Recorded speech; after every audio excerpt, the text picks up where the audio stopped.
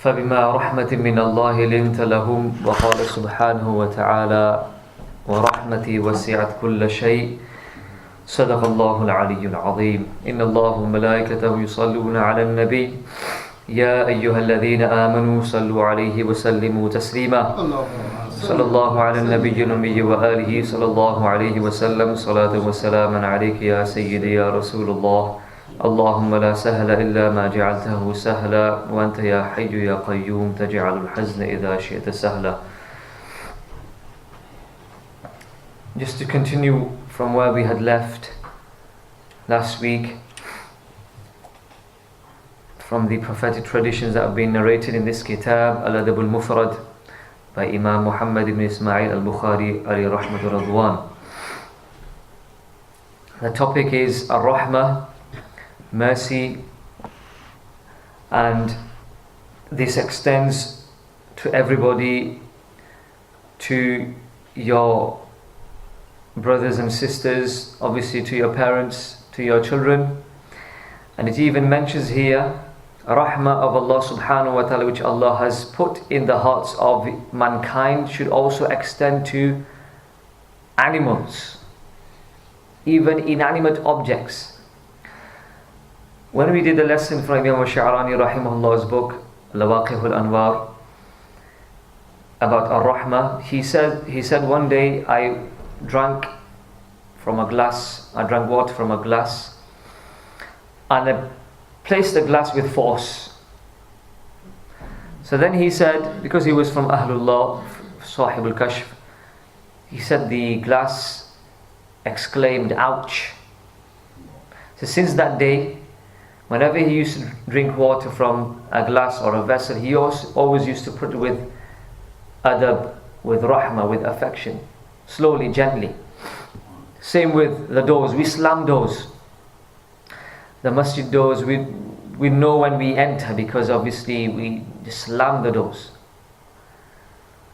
In our homes the same. But obviously rahmah should extend to everything and to everyone. As was the rahmah of the Prophet ﷺ, because he was the paragon of mercy, he was an embodiment of mercy. Allah subhanahu wa ta'ala states, وَمَا أَرْسَلْنَاكَ إِلَّا رَحْمَةً لِلْعَالَمِينَ. We have not sent you but as a mercy to all the universe. The word used here in this ayah is rahmah, not rahim. Rahmah means mercy, rahim means the one who shows mercy. Rahmah yani the noun, the infinitive, the masdar, rahmah. So yani if you want to see the embodiment of mercy, a personification of mercy, then that is the that of Rasulullah sallallahu alaihi wasallam. And look at how he used to extend mercy to everyone. And this is something that we need to ponder over, because alhamdulillah we pray namaz on time, inshallah. We give our zakah, we perform hajj, we keep our fasts, we do all the outward obligations. But when it comes to mu'amalat, yani how we deal with other people, how we should be with other brothers, neighbors, how we should be in terms of as a businessman to our customers. In our dealings with people, we are very, very distant from the prophetic way, from the prophetic practice, from the prophetic sunnah. And in essence, rather than engaging in additional voluntary prayers and charity, etc., we should actually spend our time to refine our character, because the Prophet ﷺ said in one hadith, إِنَّ الرَّجُلَ لَا يُدْرِكُ بِحُسْنِ خُلُقِهِ دَرَجَةَ الصَّائِمَ الْقَائِمِ कि आदमी अपने अच्छे अखलाक की वजह से जो दिन में रोज़े रखते हैं नफल और रातों को क़याम करते हैं, उनका दर्जा पा लेता है अपने अच्छे अखलाक की वजह से, which just means a smile. But for some people this smile is a burden. They can't smile. And Rasulullah sallallahu alaihi wasallam is mentioned in Shamal al-Tirmidhi. Rasulullah, there's one Sahabi who says, ever since I embraced Islam, whenever I saw the Prophet sallallahu alaihi wasallam, I always saw him smiling. I never saw anyone smiling more than Rasulullah sallallahu alaihi wasallam. This is not in contrary to dignity and waqar. This is part of waqar and dignity. Nonetheless, बाब मसह रअस as-sabiyyi, बच्चे के sir पर हाथ फेरना. So again, muamalat here and how we should treat children. حدثنا أبو نعيم قال حدثنا يحيى بن أبي الهيثم العطاري قال حدثني يوسف بن عبد الله بن سلام رضي الله تعالى عنهما قال سماني رسول الله صلى الله عليه وسلم يوسف وأقعدني على حجره ومسح على رأسي. حضرت یوسف ابن عبداللہ ابن سلام رضی اللہ تعالی عنہما نے بیان فرمایا کہ رسول اللہ صلی اللہ علیہ وسلم ہی نے میرا نام یوسف رکھا اور مجھے اپنی مبارک و مسعود گود مبارک میں بٹھایا اور میرے سر پر ہاتھ پھیرا. This is the respect that the Prophet ﷺ used to show, the affection rather, the Prophet ﷺ used to show to youngsters. The Prophet ﷺ took Sayyidina Yusuf ibn Abdullah ibn Salam. Abdullah ibn Salam was a prominent Jewish rabbi before he radiallahu ta'ala embraced Islam. When he came to Al-Madinah Al-Munawwara and he knew that the Prophet sallallahu alaihi wasallam is the final messenger, and he saw all the alamat of Khatam al-Nabiyyin in the Prophet in the personality of the Prophet sallallahu alaihi wasallam, the first ever meeting that he had, he approached the Prophet sallallahu alaihi wasallam, he went close to him and he said, فَلَمَّا تَبَيَّنْتُ وَجْهَهُ عَرَفْتُ أَنَّ وَجْهَهُ لَيْسَ وَجْهَ كَذَّابٍ.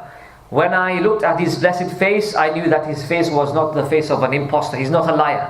From his face I can tell the Prophet sallallahu alaihi wasallam is Khatam al-Nabiyyin, the seal of all prophets. And then the Prophet sallallahu alaihi wasallam said, the first hadith which he heard, the Prophet sallallahu alaihi wasallam said, Ya ayyuhan nas, أطعموا الطعام وأفشوا السلام وصلوا الأرحام وصلوا بالليل والناس نيام تدخلوا الجنة بسلام.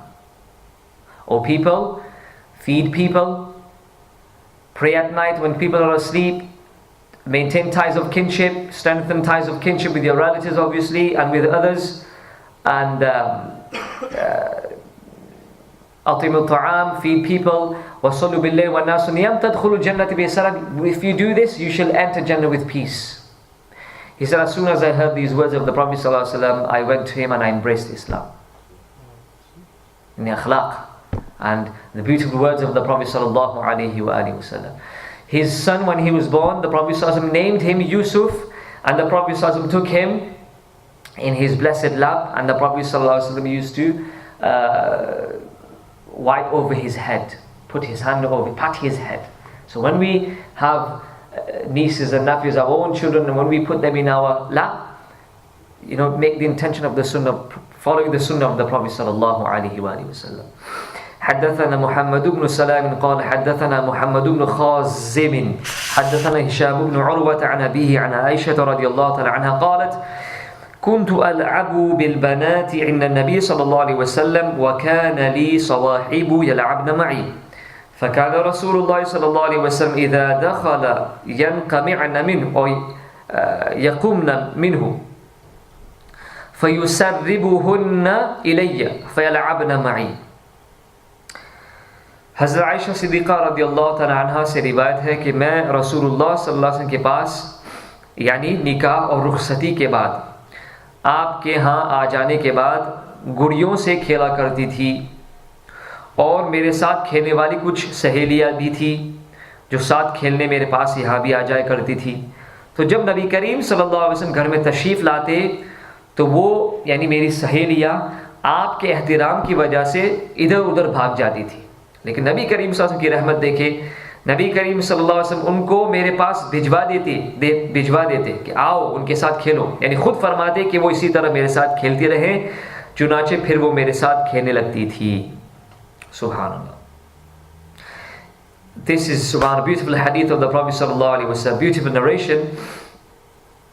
al-Mu'mineen Sayyidina Aisha Siddiqa radiallahu ta'ala anha, she, because of the hikmah of the Prophet sallallahu alaihi wasallam, obviously there's much wisdom why the Prophet sallallahu alaihi wasallam chose Sayyidina Aisha Siddiqa radiallahu ta'ala anha. According to the sound opinion, she was honored to be from the Ummahatul Mu'mineen at the age of 9. There's other narrations as well, but it doesn't matter. We're not going to go into that in detail at the moment. She was 9 years of age and she used to play with dolls. You know, like children do, they like to play with games, dolls and everything. So when she used to play with the dolls, her other friends used to be playing with her. They used to accompany her in playing with the doll, whatever they used to do, games, etc. When Rasulullah used to enter the home, the chamber, they all used to hide away because out of the awe and respect before the Messenger ﷺ. But look at the rahmah of the Prophet ﷺ. He would then go and tell them, no, come back, play with Aisha. You come back and play with Aisha radiallahu ta'ala anha. This was part of the mercy of Rasulullah ﷺ. In one narration we mentioned to you before, Rasulullah ﷺ used to at times actively participate in certain games in inverted commas which were good for health, etc. For example, running. The Prophet ﷺ's famous incident with Sayyidatuna Aisha Siddiqa radiallahu ta'ala anha, they had a race, and Sayyidatuna Aisha Siddiqa radiallahu ta'ala anha, she seemingly or apparently was before the Messenger ﷺ. But then later on, the Prophet ﷺ had another race, and then the Prophet ﷺ outstripped her. So the Prophet ﷺ said, هَذَا بِذَاك, this in revenge for that. And last time you won, now I won.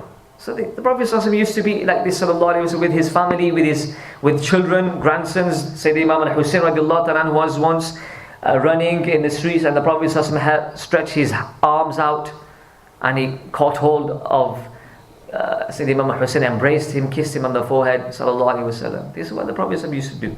So this is part of the rahmah. It does not go contrary to you being a sheikh or an alim or a person of authority or a buzurg with a white beard to play with your children, to play and have a bit of amusement and have a bit of a fight in a good way with your grandsons. This is not against Islam, this is part of Islam. Right. Babu qawli rajuli lis-saghiri ya bunayya. There is another form in the Arabic language, the diminutive form, in which you say छोटे बच्चे को जब प्यार से पुकारते हैं तो कहते हैं ए छोटे बच्चे या बुनैया, ए मेरे छोटे बेटे. It's a long hadith. Imam Bukhari rahmatullah alayhi mentions this in this section on the rahmah with children. Listen to this hadith. Bismillah ar-Rahman ar-Rahim. حدثنا عبد الله بن سعيد قال حدثنا أبو أسامة حدثنا عبد الملك بن حميد بن أبي غنية عن أبيه عن أبي العجلان المحاربي قال كنت في جيش ابن الزبير فتوفي ابن عم لي وأوصى بحمل له في سبيل الله فقلت لابنه ادفع إلي الجمل فإني في جيش ابن الزبير فقال اذهب بنا إلى ابن عمر حتى نسأله فأتينا ابن عمر فقال يا أبا عبد الرحمن إن والدي توفي وأوصى بجمل له في سبيل الله وهذا ابن عمي وهو في جيش ابن الزبير أفأدفع إليه الجمل قال ابن عمر رضي الله تعالى عنهما يا بني used here إن سبيل الله كل عمل صالح فإن كان والدك إنما أوصى بجمله في سبيل الله عز وجل فإذا رأيت قوم مسلمين يغزون قوما من المشركين فادفع إليهم الجمل فإن هذا وأصحاب في سبيل غلمان قوم أيهم يضع الطابع. Abu अल-अजलान al-मुहारिबी रहमतुल्लाह अलैह फरमाते हैं कि मैं सैयदना अब्दुल्लाह इब्न ज़ुबैर रज़ियल्लाहु ताला के लश्कर में था. This narration, let me just give you a pretext to this narration. Said Abdullah ibn Zubair radiallahu ta'ala anhu he became the Amirul Mu'mineen when there were tyrannical leaders like Abdul Malik ibn Marwan and Hajjaj ibn Yusuf. He declared, and obviously Yazid as well, he declared his leadership of the Muslims in Makkah al-Mukarramah.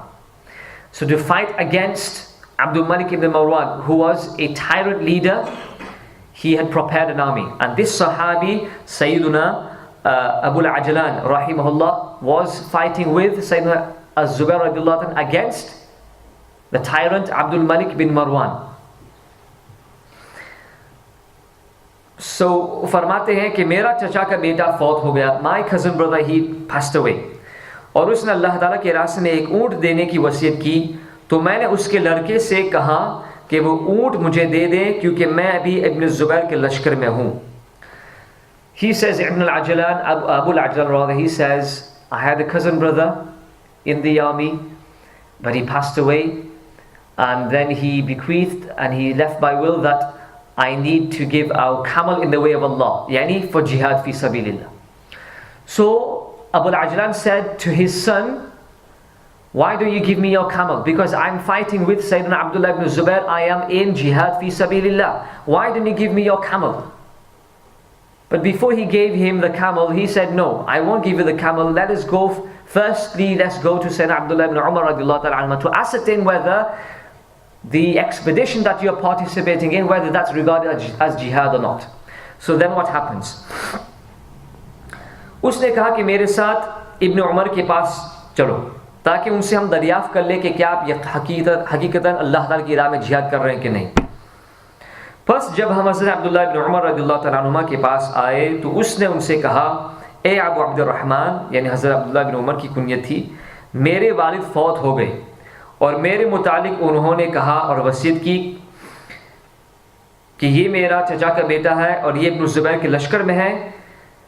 मेरे वालिद ने ये वसीयत की थी कि अल्लाह ताला की राह में एक ऊँट मैं दूँ, तो ये मेरे चचा का बेटा है और ये सैयद अब्दुल्लाह इब्न ज़ुबैर के लश्कर में है, अब्दुल मलिक बिन मरवान के ख़िलाफ़ ही लड़ रहे हैं, तो क्या मैं उसको वो ऊँट दे दूँ?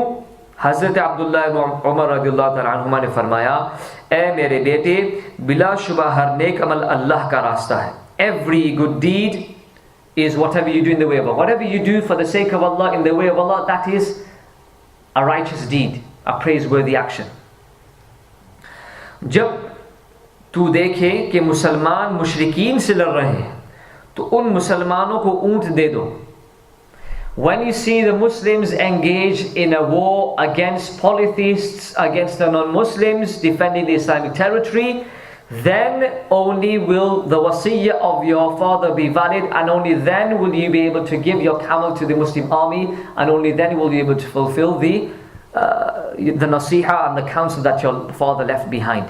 When the Muslims are engaged in a battle against the mushrikeen.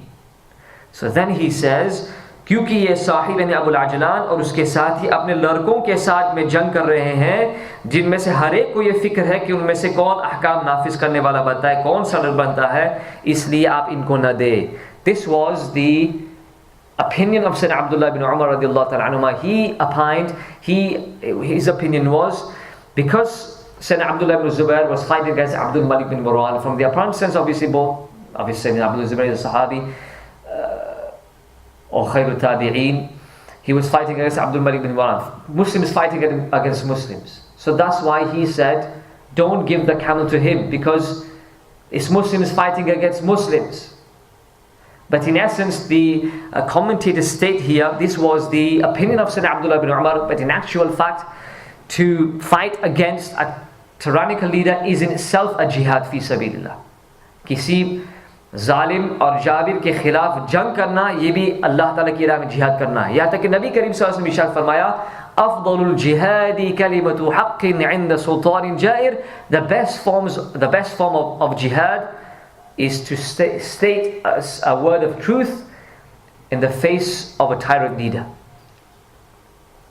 To stand up to the truth, to advocate the truth, to speak the truth in front of a tyrant leader. This is one of the best forms of jihad, best forms of struggling in the way of Allah subhanahu wa ta'ala. Coming on to a couple more hadith of the Prophet sallallahu alaihi wasallam. So what was this hadith about? Why did Imam Bukhari rahmatullah mention this hadith? Because of one word within it, which was what? Ya bunayya. Oh my young child, oh my young son. This is the affectionate way of calling upon young children. حدثني عمر بن حفص قال حدثنا أبي قال حدثنا الأعمش قال حدثني زيد بن وهب قال سمعت جريرا عن النبي صلى الله عليه وسلم قال من لا يرحم الناس لا يرحمه الله عز وجل. من لا يرحم الناس لا يرحمه الله عز وجل.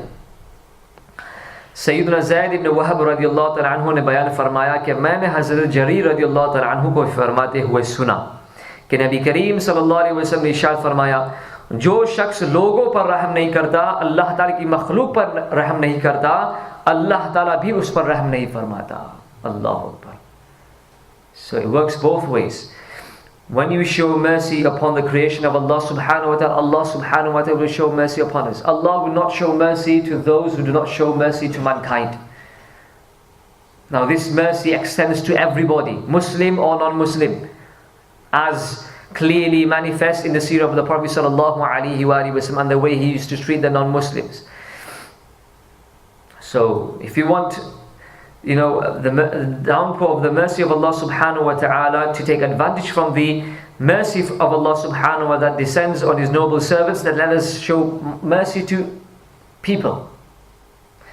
Unfortunately, as Muslims, we don't even show mercy to Muslims, let alone non-Muslims.